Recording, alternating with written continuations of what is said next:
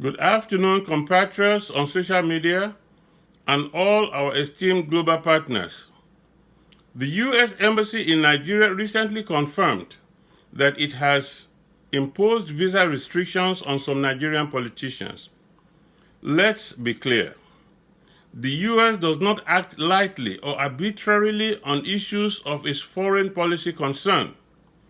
U.S. government actions are usually painstakingly considered, well-defined, precise, and based on the rule of law. The law recently invoked by the U.S. against the Nigerian politicians is the Global Magnitsky Human Rights Act.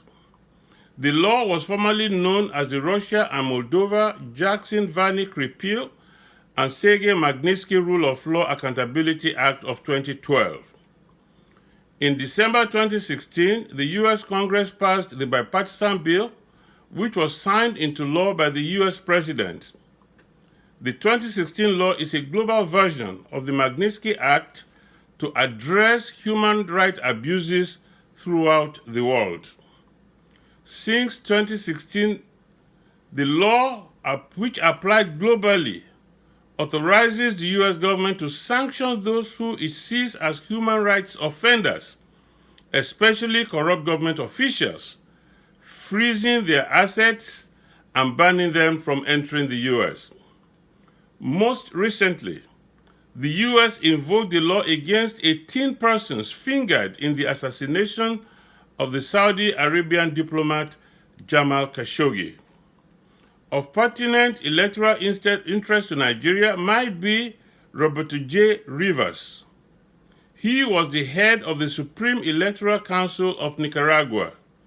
Accused of massive electoral fraud, Roberto J. Rivers was indicted under the Magnitsky Act.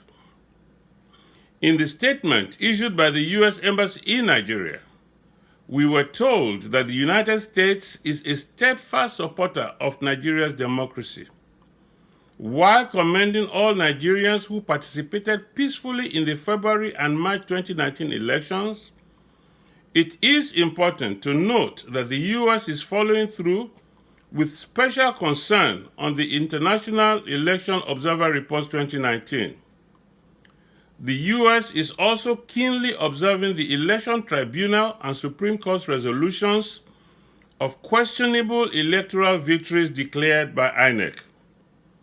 Consequently, the recent U.S. visa sanctioning of Nigerian politicians is a result of the U.S. incontrovertible confirmation that those sanctioned individuals operated with impunity during the last elections at the expense of the Nigerian people by undermining democratic principles and human rights. This decision reflects the U.S. Department of State's commitment to end corruption and strengthen democracy, accountability, and the respect for human rights in Nigeria. From the list, it is easy to discern that the offending states so far identified by the U.S. government were Osun, Kano, Kaduna, Kogi, and Rivers states. All these states where democratic processes were badly truncated in the 2019 elections. Nigeria's democracy was badly fractured through serious corrupted INEC electoral processes, judicial, meaning election tribunal and Supreme Court malfeasance, and probably a flagrant disregard for the sanctity of life as well. We should like to encourage the Nigerian public that this U.S. government announced sanctions against specific individuals who have impugned Nigeria's democracy with absolute disdain is merely an initial warning shot. It is a signal ahead of impending major clampdown against possible miscarriage of justice concerning the Presidential Election Tribunal and or the Supreme Court 2019 presidential verdict.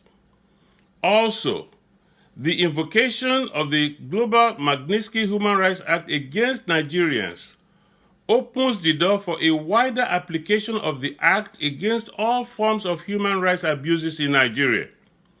These include those human rights abuses perpetrated especially by the Buhari administration, its military and security apparatus, as well as his jihadist Fulani ethnic nationalities of Boko Haram, herdsmen, and bandits. These human rights abuses are notably those against Zakzaki and the Shiite Muslims, Dasuki and other political prisoners retained in government custody in defiance of court orders, hundreds of thousands of martyred Christians across the country, as well as Nigeria's indigenous ethnic nationalities who are being subjected daily to genocide and ethnic cleansing. In conclusion, we say congratulations to all Nigerians, especially the common man. Thank you.